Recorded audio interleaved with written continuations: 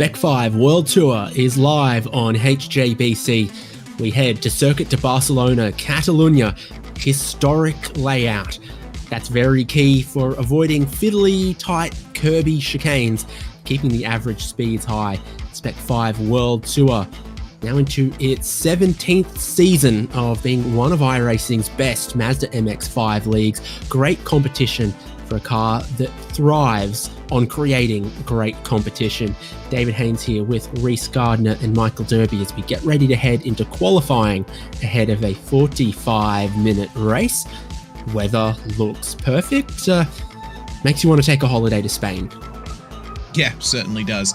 Lovely weather out there today. Sunny, with track temp at 24 degrees Celsius and only partly cloudy skies. Not much in the way of wind either. It is reasonable gusts of about 20 k's an hour to the east, but it looks like that might just turn out to be a slight little tailwind down the front straight. This is a track that I really enjoy, David. It's obviously high average speeds, provides some good racing, few big overtaking opportunities, and that super long front straight is going to make the slipstream very important. So as the drivers go out onto track for their out laps in preparation for qualifying, a 15-minute session of 4 laps, spec5.hjbc.live has your live timing for this session and the race coming up. 27 drivers I see out on track at the moment as we keep an eye on Michael Chase. I think this circuit may have been his selection as well. Indeed. So he may very well be enjoying his time here as we get things started for the qualifying session. 15 minutes, 4 laps, and that will set your time for the grid. Now, the practice session, Lincoln Fox was the fastest of them all. One of only 2 drivers to get below the 2-minute mark, the other being championship leader Joao Hedler, and they were only separated by 0.02 of a second in lap time. So I think this is going to be a very competitive round. A little bit of cloud cover comes over just as we begin qualifying. This is Joao Hedler, the championship leader and race winner last time out at Interlagos just a week ago. That was a very, very exciting race. With a very exciting finish. Could this be similar, except speaking Spanish and Catalan instead of Portuguese? He's going to be trying to prepare his tyres as best he can. With a lot of long and medium speed right-handed corners here, are we going to see some pit stops in this qualifying session potentially? Maybe. I mean, it's a lot of high-speed corners in particular, high load, especially through those last couple of corners, through the final sector. So I think you may see drivers want to refresh their tyres and go for another lap here. But we're right on board with Joao Hedler here as he starts his first lap, waiting for that opportunity to get on the brakes around about the 100 marker after the digi flag on the left-hand side, and then try to avoid that anti-cut speed bump on the inside of turn 1 that'll certainly send you flying if you hit it wrong. And then the long turn 3. This is, I think, for my money, the most difficult corner to get right because you want to get on the power early. You have to get on the power early, but it's so easy to induce understeer. For your money, as a Western Australian, all your money's in the eastern states, so I hear. Yeah. We'll see about that. Joao Hedler's on this flying lap right now. He's got the purple first sector. Rear of the car on the downshift, skating a little bit as he turned in, so not a whole lot of steering angle needed to get this car to turn into the left-hander. Here's a difficult little corner here. Again, so much rotation to spare. You've got that yellow anti-cut curb that he just gives a little bit of a kiss to. That's the racing line. And then you're trying to carry as much speed as possible in this fast right-hander top of the hill. The little bit of the old track to the left-hand side there. You and I love a little bit of racing circuit history recently. We were discussing that. Yeah, we certainly were. And the track originally opened with that, and it originally opened with this final sequence as well. Of course, this piece of racetrack, what Joao was driving on now, doesn't exist anymore. Now he rejoins the circuit proper, and we'll find our way through the last 3 corners. Keep it nice and tight on the exit, don't run into the gravel, and then make sure that you don't cut this curb too much on the inside here. Keep an eye out for the speed bumps again. They will absolutely ruin you if you hit them wrong. And then out of the final corner we come. Understeer, always a problem at this circuit. Don't want to get those off tracks, but Hedler comes across the line, and that is provisional pole. It is. He's purple through all three sectors. No one faster than him anywhere on the racetrack.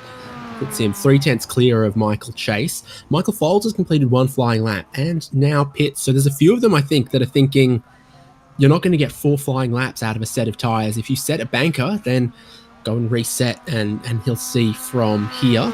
2 classes of driver in Spec-5 World Tour, our pro and open class drivers. Peter Resorkis is up top in the open class at the moment, but he is just a incredibly fractional 100th of a second ahead of Logan Fry at the moment, and Travis Hewitt is third in that class. I think Joao Hedler has gone for a second flying lap, seen his sector time through the first sector and thought, nope, and he's also bailed out of that. With the high tyre loading and tyre wear, it's not push 4 laps on one set of tyres and they'll keep giving. They're finding an outlap and a flying lap, and that might be the best. Yeah, that looks like the way things are going here. Hedler comes back out of the pits and gears up for another hot lap in the number 80. We have 11 drivers that have set times so far, with a third of the session gone, and we have 27 drivers in the server at the moment. A really good turnout for this round of the championship, seeing a few drivers that I either haven't seen before or haven't seen for a very long time. Coates and Martin putting in their first laps. Michael Coates to 9th and Lee Martin to 12th, and Lee will secure 4th for now in the open class. Let's see what he can do as Paul Murgatroyd and Lincoln Fox put their laps in. Murgatroyd to 11th and Lincoln Fox up to 4th place. We'll see if Lincoln will be able to get the lap time down to challenge Joao Hedler for pole.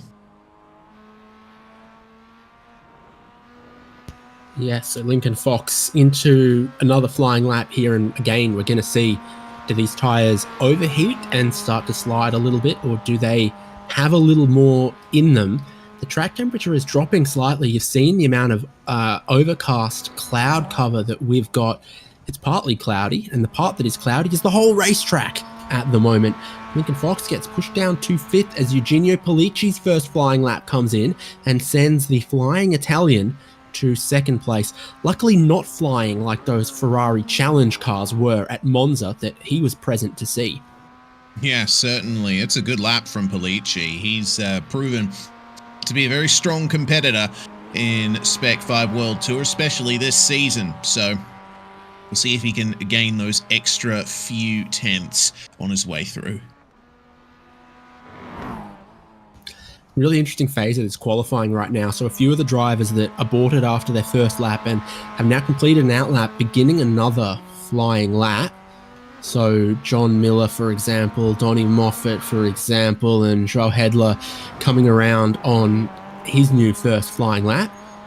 Oh, that's a little out of sorts for Donnie Moffat. Just a little bit. You want to try and run the middle of the car over that speed bump on the exit of that chicane. That's the optimal line, but you push a little bit too deep and that'll completely destroy you. Looks like we've had a few more times come in very recently. Michael Coates improving again up to 7th. And Mark Kruger putting his first lap in to go to 18th spot. Lincoln Fox improves and gets back into 2nd over Eugenio Polici, but still not quite close enough to Joao Hedler to challenge for provisional pole. Brian Jabelski up to 16th on his first proper lap time. Looks like a lot of drivers have been struggling with off tracks in this session. There's a couple places that could be happening.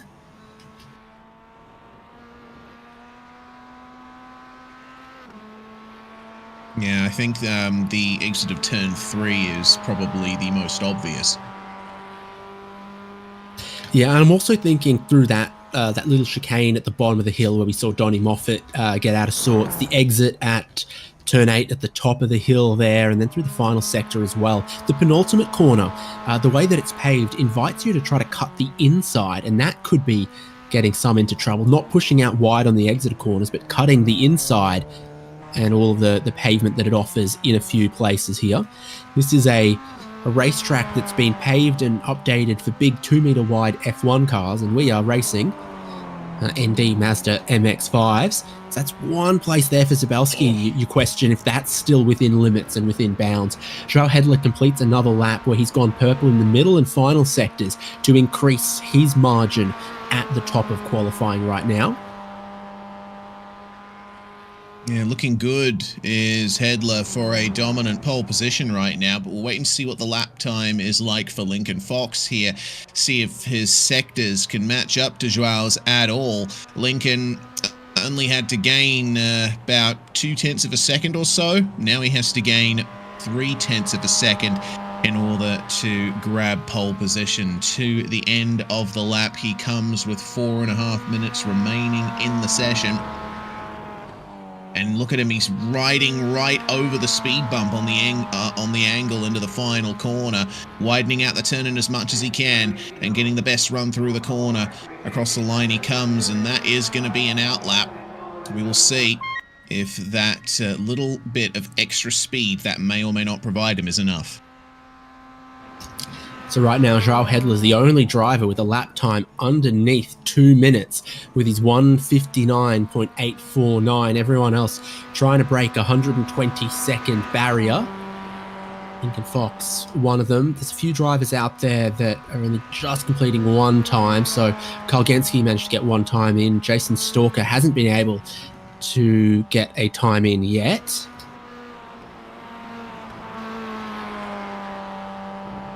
So last lap, I think, may have been disallowed for Jason Stalker. You were talking about the track limits, and this is one of the tracks that's got iRacing's updated version of track limits that was originally debuted for Circuit Spa-Francorchamps, where there's a rule for each and every corner about what constitutes an off-track, what constitutes cutting the racetrack.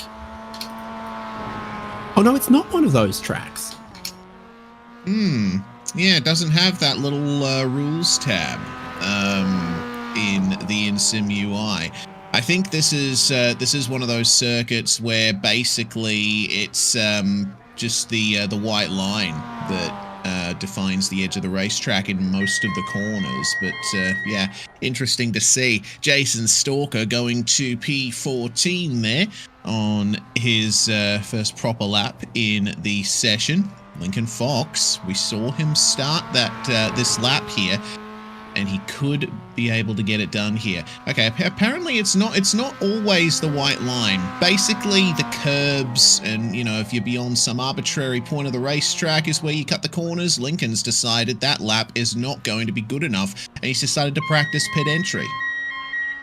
Yes, being an F1 track, it's an 80km/h, 50-mile-an-hour pit lane speed limit here at Circuit Barcelona, Catalunya. Mike Oswalt is done, that's for sure. There's only 2 minutes left on the clock. You see how far across the inside there Rob Conahan got? That's one of the places I worry just a little bit about some of the track limits. Conahan out the final corner, the very fast final corner on this historic sweeping configuration of the Grand Prix circuit. Conahan only moves the needle very slightly with his final lap.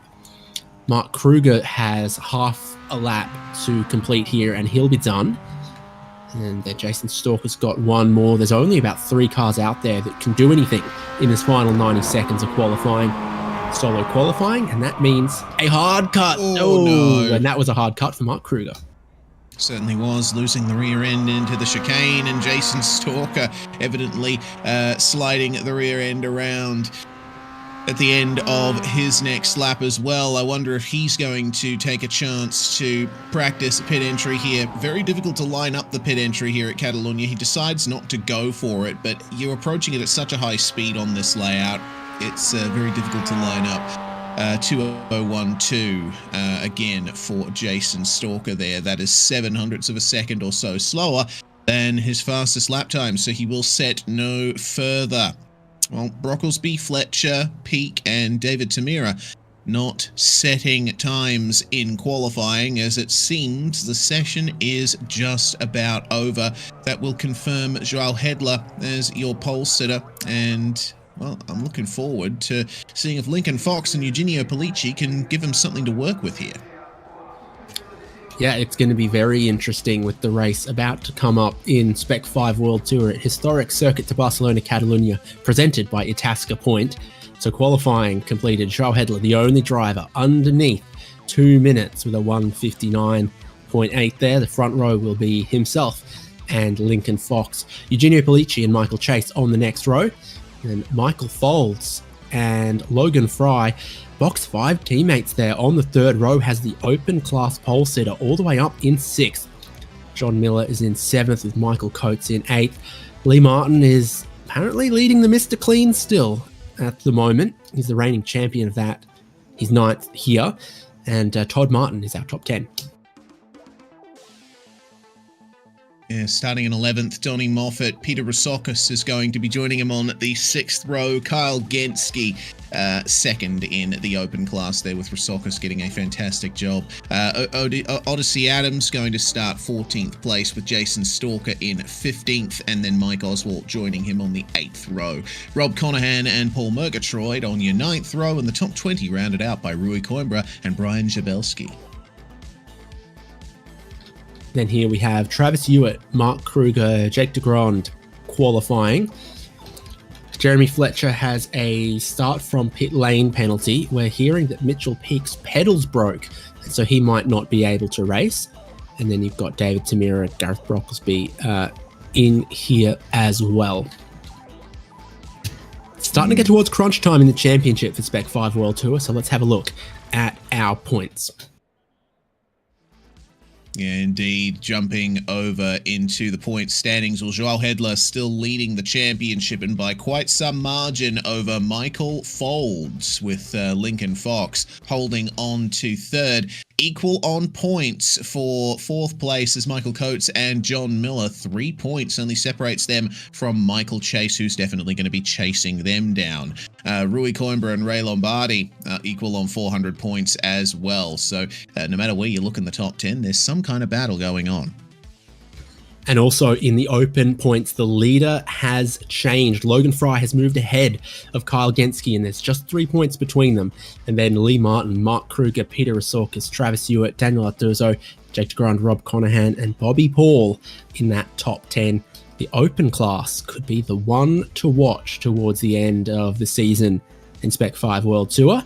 And then for Mr. Clean, it's actually Brian Tabelski leading that at the moment, from Mike Oswald and Joao Hedler, Todd Martin, Lee Martin, John Miller, Mark Kruger, Michael Folds, Geordie Fike, and Rui Coimbra. So certainly after 8 rounds, now into round 9 of 13 for season 17, it's all to play for up front. Joao Hedler has a lead to defend. The open class is got a sort of mid-season charge going on from the Box 5 guys, and they're all trying to keep it clean. Short formation lap at Circuit de Barcelona, Catalunya, and we'll find our way to the final corner very shortly. The rolling start as the pace car brings it into the pit lane. When does Joao Hedler decide to put the hammer down? So trying to hold the pace car speed, 2 lines on the front stretch. Joao Hedler's all the way to the inside. Lincoln Fox is somewhere in the middle of the road, a lot of them to the right-hand side of the racetrack as the green flag waves, and we get racing at Barcelona, heading down towards turn 1.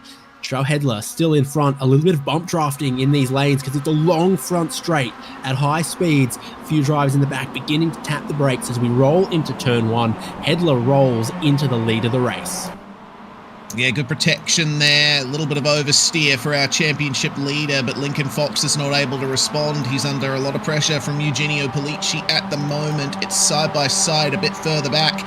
John Miller and Michael Coates trying to sort themselves out and it's 2 rows through the middle of the field as they enter turn 4 for the first time. Good overtaking opportunity if you can play your cards right, but everyone's just trying to get around the first lap and get into their rhythm as things stand. Hedler not quite breaking away from Lincoln Fox here, but it's all about the traction out of this hairpin. Battles in the midfield. Todd Martin at the head of this train. Lee Martin, Donnie Moffat and Kyle Genske with him. Donnie Moffat in black and red down the inside here, diving his nose in on the racing line and just squeaking ahead of Todd Martin and Lee Martin there. Kyle Genske has boxed in. He's one of the drivers challenging for the Open Class Championship. He's just lost 2 spots as they went side by side through the chicane and then up over the hill. Now we might have a slowdown. They're all steaming past him. Yeah, Donnie Moffat's got a slowdown penalty as well. It's such a shame for both of them. You can't run too wide out of that corner across the top of the hill. Otherwise, iRacing will slap you with a big old black flag that you have to serve. Well, there's going to be plenty of opportunities for recovery there, but I think that's just the problem with lap 1 as, oh no, the 149 is around. That's Lee Martin that's almost gotten into the wall there in the final sector. A little bit of contact from behind. Yeah, I wonder if one of the other drivers was still serving their slowdown potentially here. Lee Martin, oh, he has a slide as he's checked up to the inside, and then he gets finished off as he's sort of losing his momentum from that slide. 3 wide on the front straight, either side of Kyle Genske sorts itself out. João Hedler's managed to hold on to the race lead from Lincoln Fox and Eugenio Pellicci. Different lines through turn 3 at the moment. If the tyres were going off after 1 lap in qualifying, there's a few of them that might need to manage them in the race here. You've got a leading group of 8 drivers.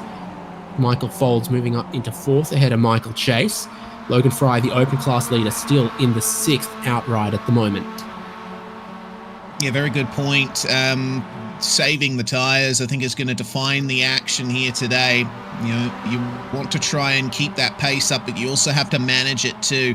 You can't take a ton out of the tyres like you could in qualifying. You need to make them last a full stint with a 45-minute race to contend with, and not much of it has passed. We are only 1.5 laps into this race, but João Hedler doing a good job of keeping Lincoln Fox at bay. The gap is 0.6 for the race lead. Eugenio Pellicci thought about maybe staying in the draft there, but he's decided to get right on the racing line for this next braking zone. And it's quite a fast corner despite how heavy the braking zone is. You're basically in and out right away.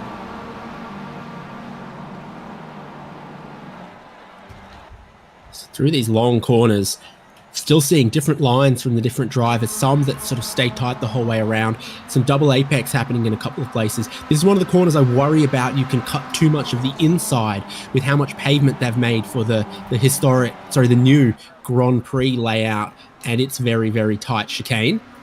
And onto the front straight again we go. The wind, still a tailwind here on the front straight by the looks of things. Lincoln Fox gets way more speed. Here's Jason Stalker and Todd Martin. Mike Oswalt behind is the incredibly reflective purple car. Jason Stalker goes up into 9th. Yeah, and looks like 9th place has been where a lot of the action has been happening, especially on the first lap. Well, for now, Stalker holding on to it. We'll see if Martin has any response to it. Different lines slightly through turn 3. You've got to be careful not to hit that little bit of AstroTurf on the outside there, because that'll net you an off track. And I mean, there's a lot of expansive tarmac runoff there. Again, it's quite easy to run beyond the bounds of the racetrack. See how wide Stalker goes out of turn 3. Well, he's certainly going to be getting the speed, but he might be using his tyres up a little too much, and there's a bit of understeer through the hairpin. Todd Martin is right there to take advantage, and this next braking zone could be the opportunity to pass, but it's a medium speed chicane here. Stalker may have to yield, and he does. Seeing time after time that the inside line's the place to be in that turn 6-7 chicane. It's checked them both up, heading up the hill through turn 8. The car doesn't want to turn in initially, then you come over the crest and the tail can get a little bit light. And Brian Jabelski has already shown why you don't want to run wide out there, because there is a slowdown that will be super costly when we're racing this close, as we always do in Spec-5 World Tour. Oswald, a tiny nudge to Jason Stalker there, as you've got your top 8 cars breaking away, and then from 9th here, near unbroken, back to Gareth Brocklesby in 21st. Yeah, it's fantastic. Oh, looks like Polici. Yeah, he ran a bit wide out of the third last corner. That's allowed Michael's Folds and Chase past him. And back down to 5th then for our resident Italian. Oh, yeah, it's big understeer. Tried to get on the power, but the fronts just weren't cooperating. And well, that's 2 places lost there for Eugenio. Fortunately, able to still keep Logan Fry behind him. Our top open class driver there in P6. Very impressive run so far. I think it's a clear sign of the deterioration of grip on the left-hand side tyres as we keep going here. So Polici probably thought he was going to get grip and rotation like he had in qualifying, and it just didn't quite happen this far into the race. And in the pack here and the speed that you carry, you just misjudged it, gone a tiny bit wide. Did notice, though, that in this leading group, at this high average speed circuit, quite a few of them seem content to not pass Joao Hedler. I think the main goal here is to just stay in touch, you know. With how strong the slipstream is around here, Hedler is the one who's punching the hole in the air for everybody. And this is a track where you spend a lot of time on throttle. That could play into the strategy somewhat, could force Hedler into pitting a bit earlier. He'll be using more fuel than everyone behind him. Yeah, indeed.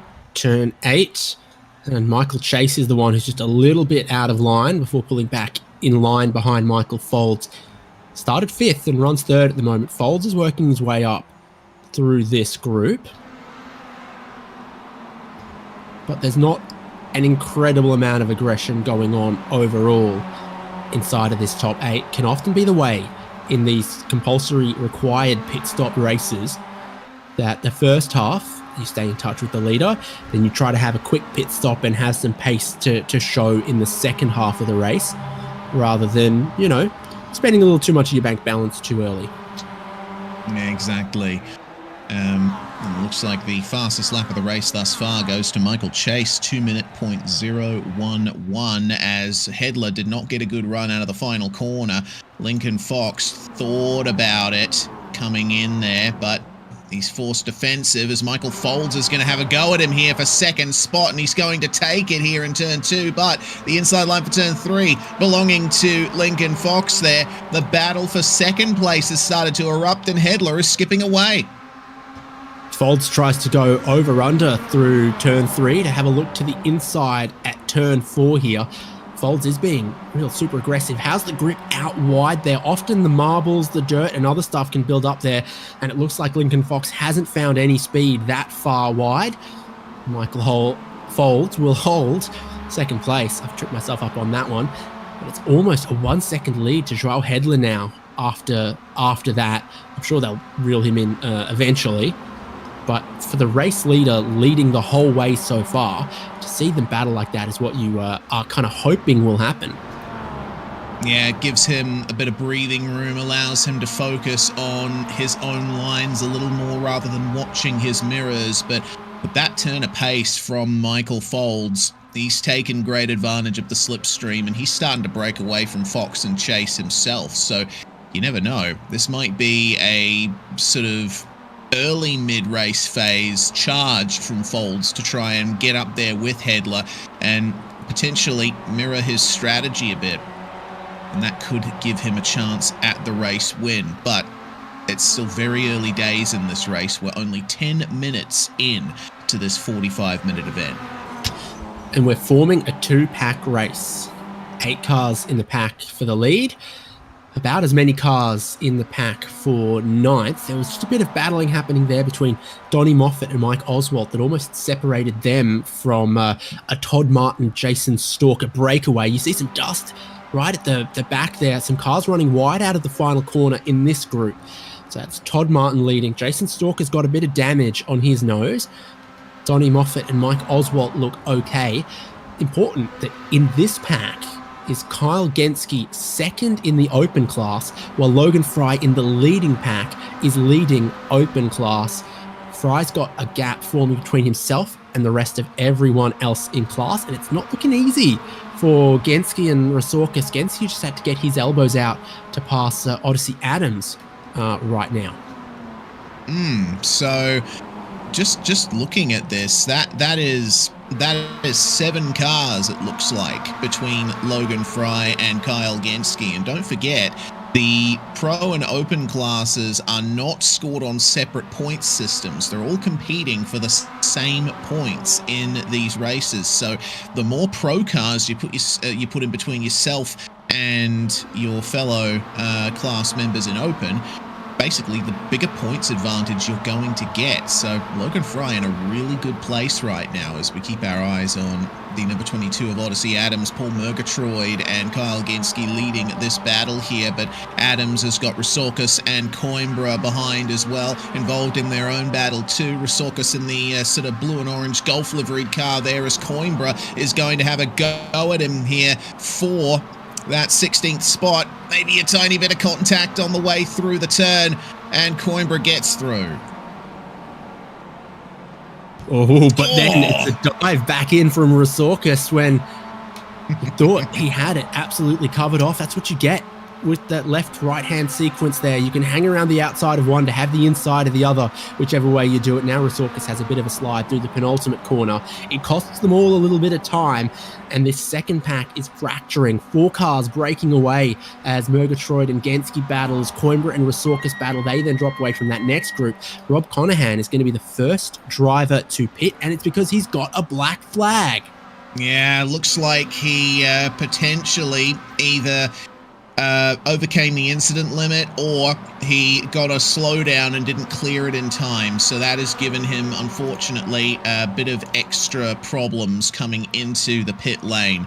So we'll see if he can resurrect something from his race from here as we turn our attention back up to this battle for 9th. Todd Martin at the inside of Donnie Moffat, and Todd Martin has shown that he has certainly got some aggression on hand here. But how big is the gap to Jason Stalker? Looking to be somewhere in the realm of about 7 or 8 tenths, and it's going to increase because the more you run side by side around here, the more time you cost each other. Yeah, a few of these cars looking just a little unplanted, a little loose in places. Riding all up over the curb there was Paul Murgatroyd just in front of Kyle Genske. The group's reforming though, with those battles between sort of Martin and Moffat. It's dropped them back towards Paul Murgatroyd, who seems to be leading the catching group. Kyle Genske, Adams, some others just in there behind. Normally, in these 45-minute races, the pit window is in the middle 15 minutes of the race. So if you pit in the first 15, you're not going to make it from there. But also, you won't go far enough into the race without a pit stop to make it to the back 15. So right about now is normally when the pit window would open. There is a chance that this is a higher than average fuel consumption track, though, I think. Oh, yeah, for sure. Like, just have a look at how long this front straight is. Like, it's almost half the lap is just this straight. It's crazy. There's been a change for the lead meanwhile. Folds has gotten past Hedler, and it looks like Lincoln Fox is going to try and follow him through here, but stuck on the outside of turn 2, can't get it done. Michael Folds to the lead of the race. I told you, I called it. He was going for that aggression here in the early stages. He picked up the slipstream and was able to get past Hedler. So a new race leader.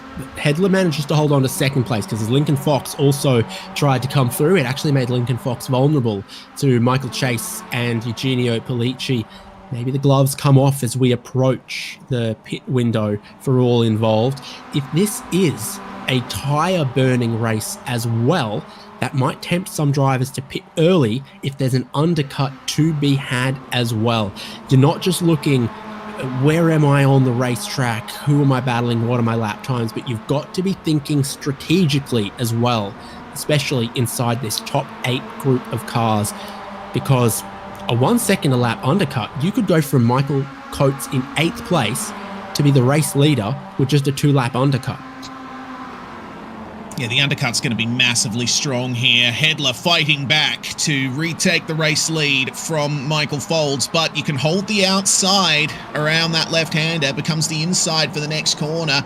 And I don't know if Hedler's going to have a response to this, unless he gets on the power nice and aggressively and squeezes Folds to the inside. And it looks like Michael's going to have to yield here. Potentially. No, he's going to try and keep it going here. This is a great chance for Lincoln Fox and Michael Chase to get amongst the lead battle. Hedler up the inside. They just avoid making contact out of the final corner, but side by side out of the last turn, that is the chance that Lincoln Fox needs. 3 wide across the line. Uno, dos, tres on that one. Lincoln Fox going to look for the race lead. Now Michael Chase is going, which lane of 3 do I try to back in towards turn 1? Joe Hedler backs out. Michael Folds holds on to the race lead, going around the outside of 1 to the inside of 2. But Lincoln Fox looks like he's going to move up into the second position now as we carry speed through turn 3. And the next pack are doing similar stuff as well. Donnie Moffat up to the lead of that.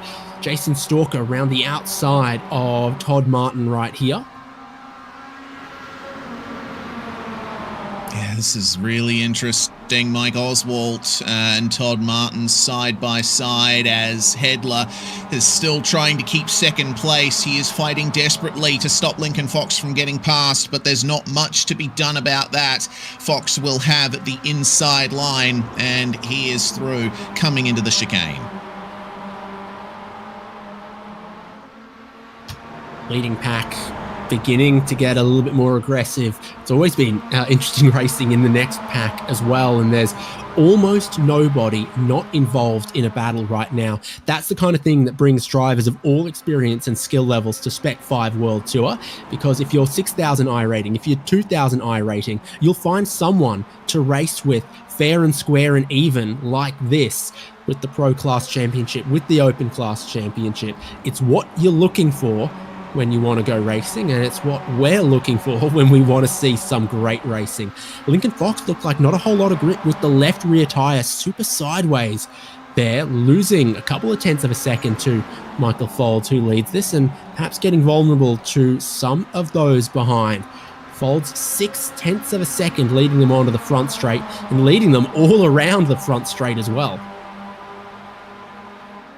This has been one of the most exciting road races of the season for my money. It's fantastic stuff. Hedler getting back into second spot there, keeping the slipstream nice on Lincoln Fox, and still in touch with Michael Folds, as it seems Stalker and Martin trying their best to stay in touch with Donnie Moffat, who's now all on his own in 9th place, but he won't have slipstream benefit.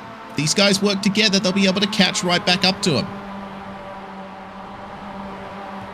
It's kind of working well for Donnie Moffat if the rest of them go crazy right about now. Of course, in a 45-minute race, 22 minutes 30 seconds to go is the halfway point, so still a few laps away from the halfway point, which is where I might consider pitting for fresh left-hand side tyres if I was some of the drivers outside of the top 10. We'll see. This is Oswalt, who's +6 in the race so far, and 10th just ahead of Jason Stalker.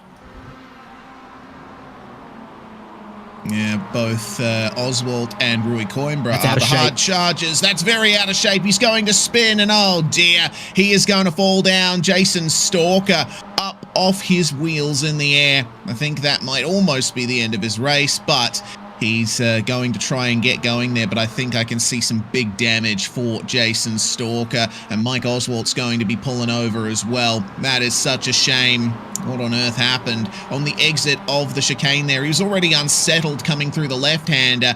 You know, you're taking these turns at such high speed. Stalker had no choice but to mount his compatriot, as it were, and that just goes to show how quickly things can go wrong. Well, it seems like he has been able to get back going again, but that's much of a muchness in the end. Still a lot of positions lost, as Eugenio Pellicci is the first of our competitors to really blink. Yeah, so from inside of the top 8, Polici pits. Odyssey Adams pits from inside the next group. Maybe one lap earlier than I would have thought about it, but these guys are looking at sort of what's happening inside of the top 8, looking at the contact that happened in the mid-pack, thinking maybe now is about the time. There's a whole bunch of other drivers from that next pack that have seen Mike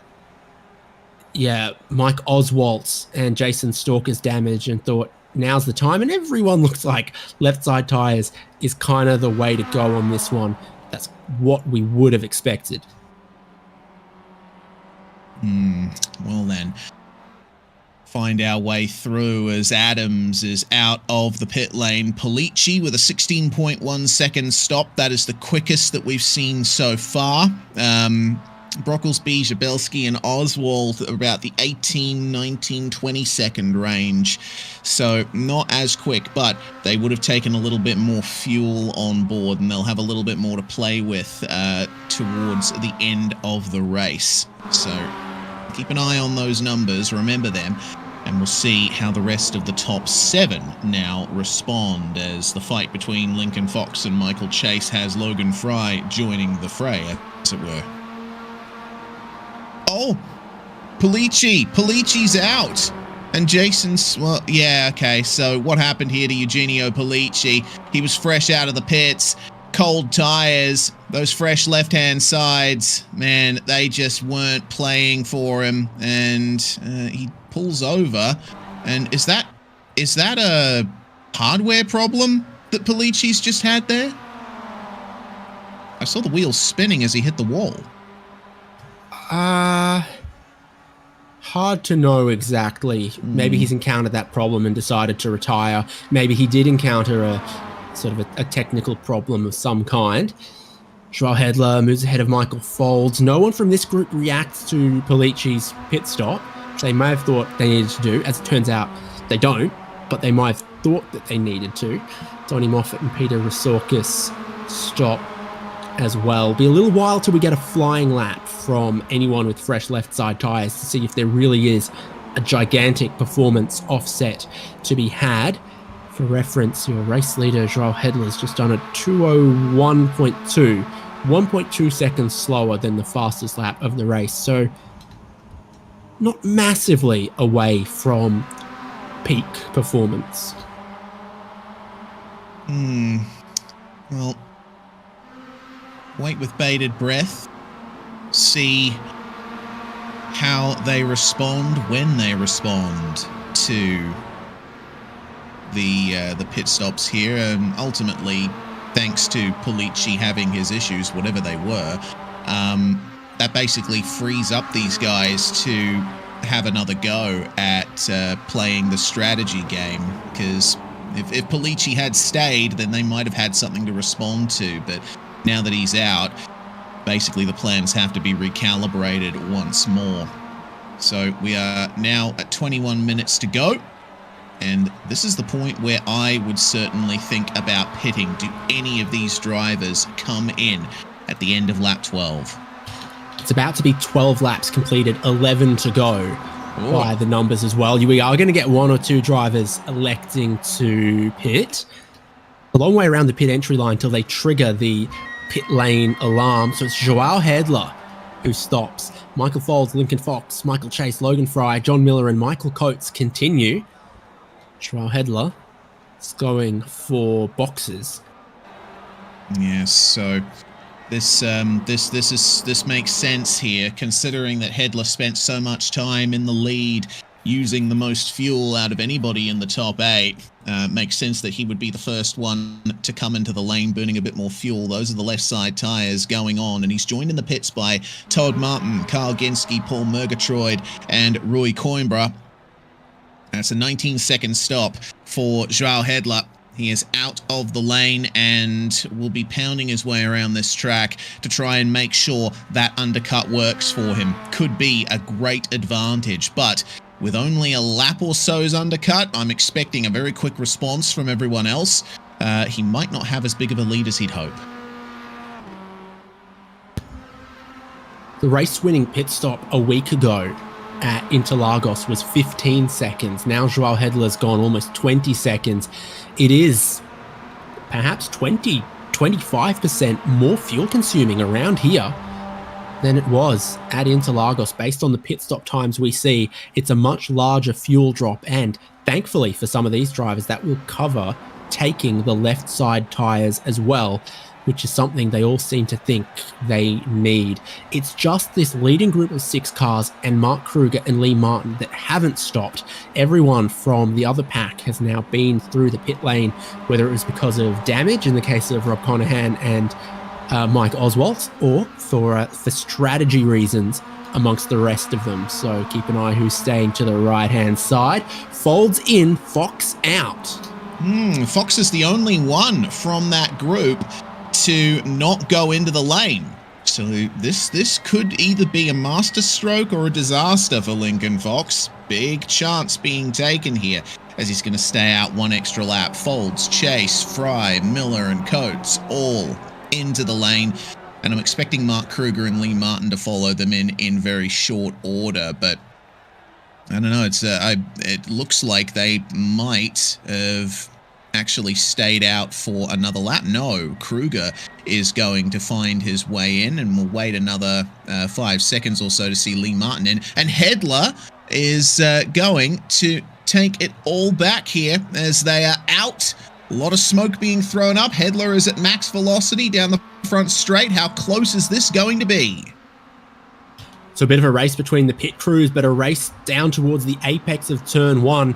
Hedler will have more tyre temperature right now as he sneaks just around the outside of Logan Fry. Millimetre stuff in that, but he might have known that on the cold one-side tyres, Fry will have to blink. Joao Hedler does not.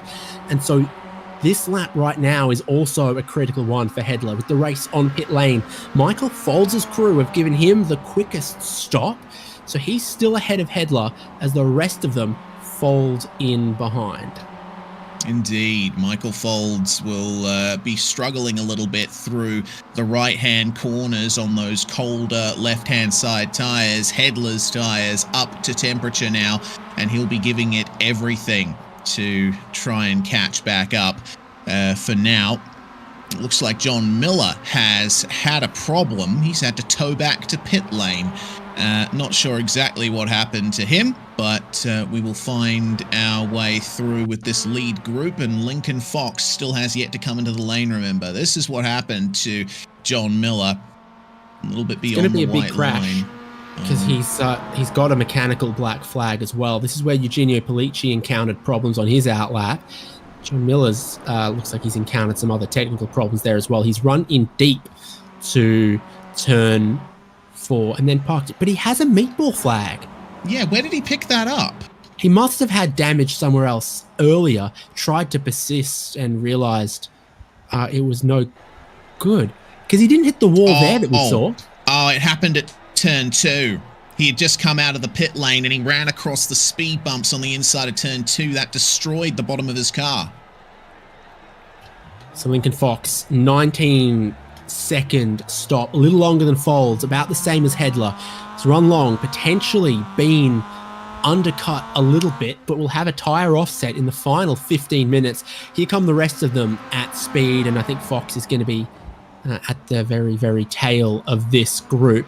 So turn 2, apparently, you got to be careful. Is it those yellow ones there? Mm-hmm. Yep, those are the ones. John Miller, as he came out of the pits, actually lost the rear coming through turn 1 and decided to go across the runoff area, but I don't think he anticipated that those speed bumps would be as harsh as they were. Just like you don't take your MX-5 off-roading to merge onto the Roe Highway.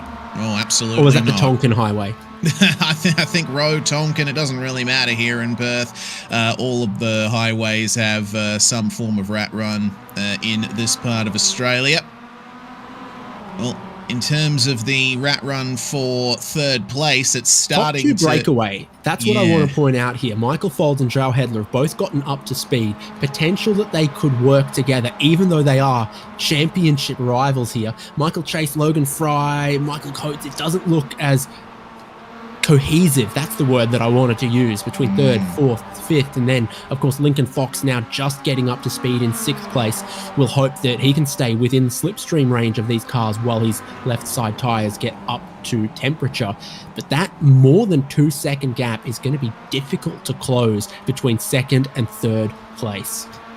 Yeah, it's going to require some mega driving from Lincoln Fox. Not only will he have to take advantage of the slipstream, but he'll also have to get through on these three and be able to break away from them in order to do that. I think what all of these drivers will be hoping for is that Folds and Hedler will run side by side for a few corners, because we've seen how much that affects lap time. Well, speaking of side by side, I think we're about to get some of it here at the end of the front straight. Hedler pulling out on Michael Folds and going for the lead coming into turn one. Folds is going to yield, and he'll wait for another opportunity to get him back.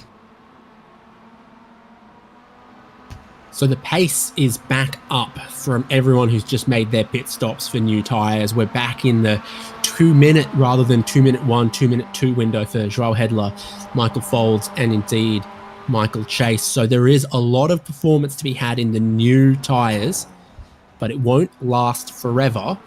That's why Lincoln Fox thinks they might stand a chance. 2 lap fresher tyres than Joao Hedler, the race leader, but Fox is 3.5 seconds behind, and just catching that group that they need to move more quickly than the race leaders are. Yeah, they're going to have to work together in the slipstream. They can't afford to battle too hard. I mean, you know, with 12 minutes, 13 minutes nearly still to go in this race, you can fight like it's the last lap, of course. There's nothing stopping you from doing that, but I think long term it's going to hurt you. Open Class Championship, something to think about right now with 12.5 minutes to go. Logan Fry is in the 4th place with a couple of teammates around as well. And then the next best driver, Kyle Genske, is in 11th outright. Peter Rosorkis in 13th outright. So it's looking like it's tracking towards a big points payday for Logan Fry, who only recently took the Open Class Championship lead away from Kyle Genske after Interlagos. If he's saving his charge for the back half of the season, it's working for Logan Fry. He's still got a bit of racing to complete and some danger. A little fraught here. Michael Coates looked to the inside, then backed out of it. Lincoln Fox looked to the 3 wide inside, stayed with it, and is charging back through and into 4th. Yeah, look to me like, what Michael Coates did there is what I probably would have done in that situation. I would have pulled out. I would have seen that Lincoln was to my right and then thought, oh no, I don't want to be in the middle coming into turn 1, so I'm going to wait for another opportunity, which is going to come at turn 4. Logan Fry on the outside here. And there goes Michael Coates up the inside. Just riding the curb, rotating the car nicely. And now Michael's going to hope that he stays within the magic 1 second margin of Lincoln Fox to get the maximum slipstream. Bit of a slide from Michael Chase at the front of the group here, and that's going to potentially promote Lincoln Fox up to 3rd place. But he's not going to get the run in time for the next braking zone. That's wide, that's off the track. But it's not a slowdown for Michael Chase, who somehow gets away with that. The gap between 2nd and 3rd is growing. Perhaps if Lincoln Fox gets to the lead of this group, they can reverse that trend. But at the moment, Hedler and Folds a box seat for winning this race. Michael Chase doesn't have the pace to go with them. Lincoln Fox maybe does have the tyres, but had a few little impediments vis-a-vis track position after being the last driver to stop. Oh, it's wide again from Michael Chase. This is not ideal here for Michael. He's looked a bit scrappy on this lap. Has the exit from the final corner.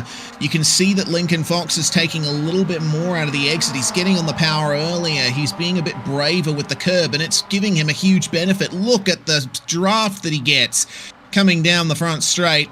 and he's going to grab at third spot. Played the game well, could have gotten it done at the chicane if he'd been brave, but he decided to wait. He decided to go for the smart option and go for it at turn 1 with the assistance of the slipstream. But now he has to face having to keep Michael Chase behind for the rest of this lap. What I just saw there at turn 1 was Lincoln Fox wanted to come back across onto the racing line to break for turn 1, and Michael Chase did not yield to make it happen, which I thought might have been in Michael Chase's interests, to be honest. If you believe that Lincoln Fox can hunt down the leaders, you want to let Lincoln Fox do that and draw you in. But Chase did not yield, did not give any ground to Lincoln Fox, who's going to have to do this the hard way. 9 minutes, 4.5 laps to go. Yeah, so the gap from Joao Hedler back to Lincoln Fox is currently 3.3 seconds on my timing. And Fox, with the slipstream assistance, ran 0.2 faster than Hedler on the previous lap. So you extrapolate that out, and it's looking like it's not going to be enough, that pace difference, to really make up the gap. Hedler and Folds have been playing this very smartly. They haven't been getting involved with each other too much. I think on the final lap, they will start racing hard. But for now, they're just in that holding pattern. They're waiting for that opportunity because they don't want to cost that time to this group early on. I think when we talk about this being a high average speed, high fuel consumption circuit, it's different to, say, Daytona or Road America that has that characteristic because it's high speed corners, not long straights. The opportunity to bump draft is few and far between. It's the front straight only really here at Barcelona compared to some of the other racetracks. Now we are going to see it between third and fourth, but I think for a high average speed racetrack, it's tougher to work together, but we're going to see it. Folds was trying to take the race lead away, so maybe it unravels from the front, not caught from behind. Yeah, Folds had a look at Hedler, didn't he? It's probably maybe a bit too early to start showing the nose as we check back in with the battle for 7th. Odyssey Adams and Todd Martin as, out pops the nose of Donnie Moffat to try and get it done on Rui Coimbra. And Coimbra runs wide there, saw him coming and decided, okay, I don't want any part of that. And then at turn 3, Donnie Moffat will move through to the lead of the pack. Martin gets past Adams. Folds gets past Hedler for the race lead at the hairpin. So Folds back to the race lead, had a shorter stop, but spent a lot of the first stint saving fuel. Joao Hedler has not been able to do so. Now Joao Hedler hasn't had much opportunity to save fuel since his pit stop either.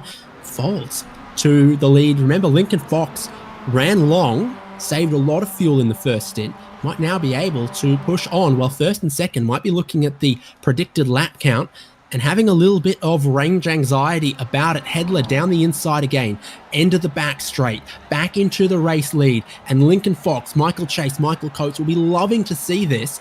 First and second battling each other. Michael Folds trying to go over under through the left-hander, gives him the outside for the right-hander where he pulls into a late apex over the crest, and then looks to the inside of the penultimate corner. What is going on between these two?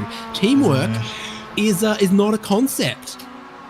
Yeah, I feel like this is a little bit too early for these guys to be battling with each other.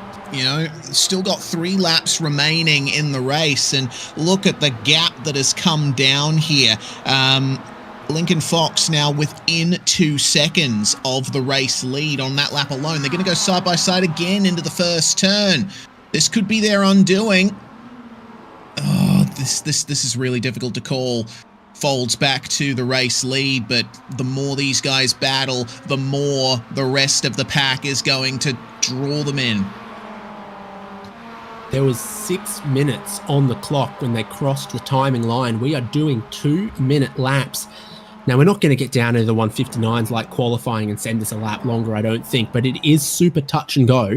And I wonder if Michael Folds and Joao Hedler were wondering, is this going to go an extra lap that we haven't planned for if we keep this pace up? And then they've lost 1 or 2 seconds over the last 2 laps. It brings us back to comfortably within it being 3, not 4 laps to go, but it also brings Lincoln Fox and Michael Chase to within about half a second of beginning to pick up the slipstream. The gap's closed down from about 4 seconds to 1.5 now. Lincoln Fox stands a chance. Some of it's got to be fuel from Foles and Hedler, but some of it was just battling each other through the corners, which is a guaranteed way to lose time.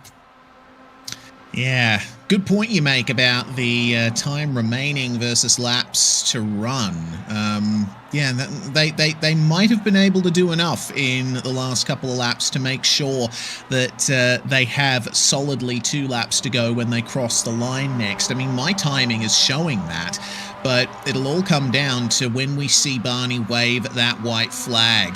Hedler a little bit earlier to the inside of the last corner here, and you notice that they're not staying, they're not going over the top of that yellow speed bump on the way into the final corner. Lincoln Fox is. I've seen him do that every single lap. Oh no! Oh no, Hedler's just blown his engine!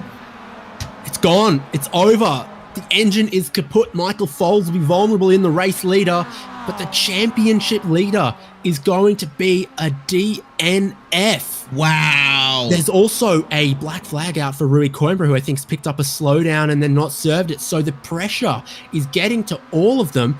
But how has Hedler done that? He's got to tow the car. He's going to drop to last car running. He's going to drop to, at best, 23rd. Yeah, man, that sucks for Hedler, honestly. That is brutal with only 2 laps left on the ticker. I think it might have been a consequence of him running the revs really high and running behind Michael Foles for so long, potentially just overheated it. Did he get the curb? A few of them been straddling that yellow curb entry to the final corner. Hedler's been staying off it. He hasn't been running over that curb. It hasn't done anything to his car there. I honestly don't know. I think it might just be running the engine too hard. Maybe he blew a Hedler gasket.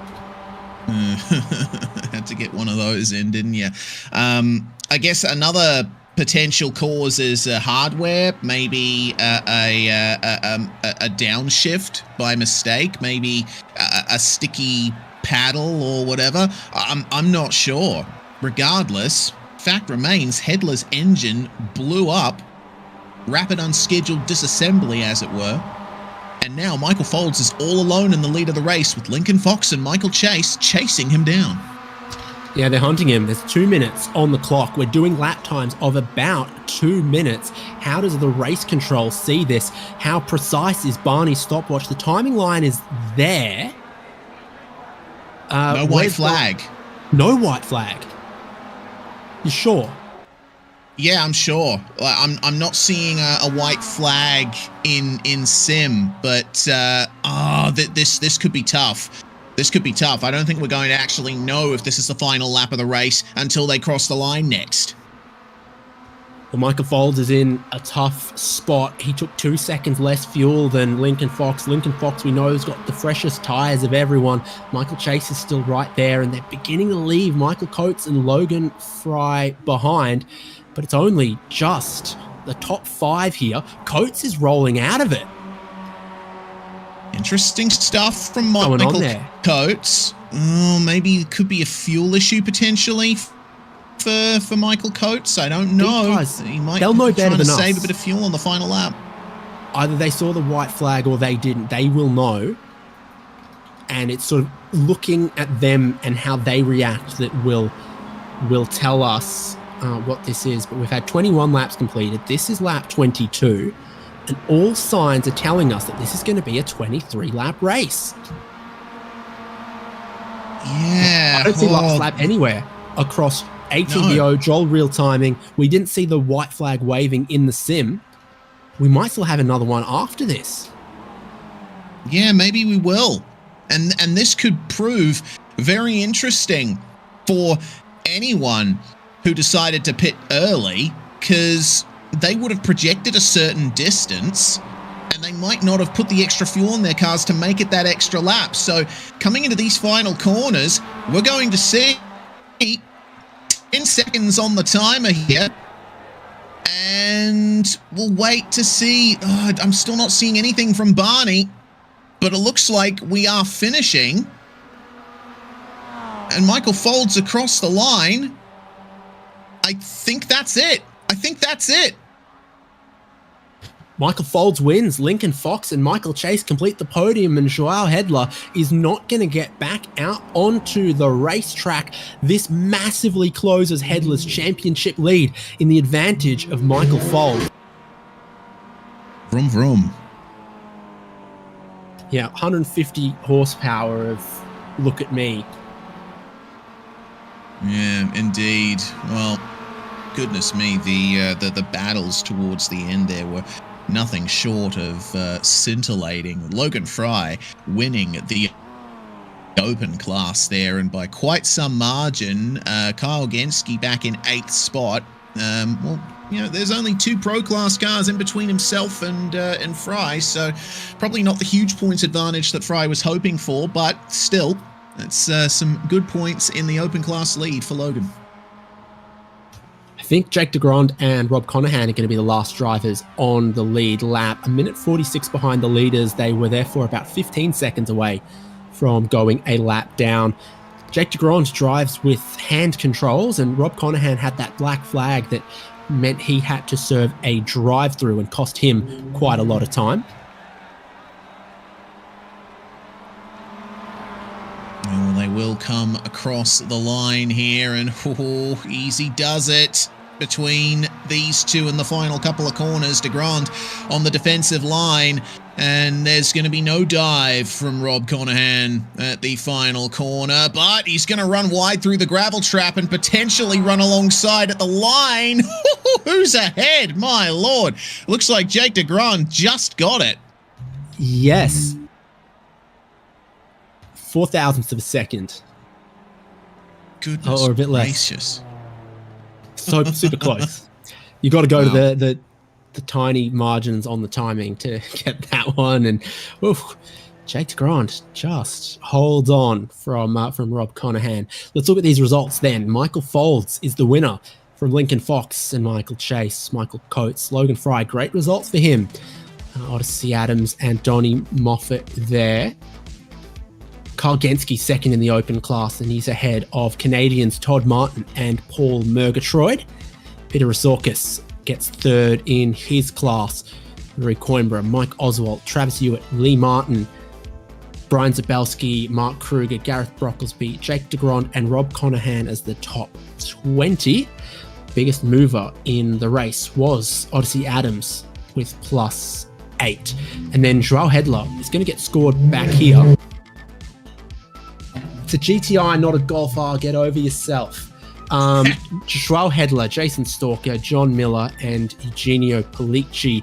Some retirements here. Jeremy Fletcher, Mitchell Peake, and David Tamira didn't start the race. No, they did not. Shame. Would have been nice to see how they went, but regardless, I think it is time for a chat with our class winners here. David, I'll leave it up to you as to who to talk to first. Yeah, let's have a look and get to our open class winner, Reese. Indeed. It looks like Logan Fry is with us at the moment. Another open class win on the board for you, Logan, and certainly had to work hard for it right in the midst of that pro top 7. Yeah, it was a joy to be with them, and got to fuel save a little bit and hang out, and wasn't really able to make any moves besides Chase in the pit lane, which was kind of fun, but he was faster than me, so I tried to let him through and, just follow these guys. The race certainly got down to the wire, as it were. We had 2 minutes on the clock as you guys crossed the line for a 2-minute last lap. Was there any doubt as to whether or not that would be the final lap? Yeah, you're gonna have to ask Folds about that. I think he was trying to make sure it was 22 laps. All right. Well, regardless, that's going to be the Open Class Championship lead going into this round, and it being extended slightly coming into the next round of the championship. So congratulations, Logan, and very well run today. Thank you, and thank you guys for broadcasting. Logan Fry in the number 49 there, winning the open class. And David, I understand you've had a chance to catch up with our overall race winner, Michael Folds. Yeah, so again, a tale of two halves kind of Spec-5 World Tour race, keeping your nose clean, staying with the leaders before the pit stop, and then just trying to really maximize that pit stop. You had one of the quickest ones, and it let you come out with Joao Hedler and clear the rest of the field. Yeah, I fueled for 22 laps, which obviously ended up being right on the money. But if I hadn't gotten to battling Joao, it was looking to be like it was going to be a 23 lap race. We ended up racing for 45 minutes and 3 seconds. So I almost screwed it up again, but luckily it ended up not running out of fuel. I feel bad for Joao. I don't know if he had a equipment malfunction or what, because that was odd.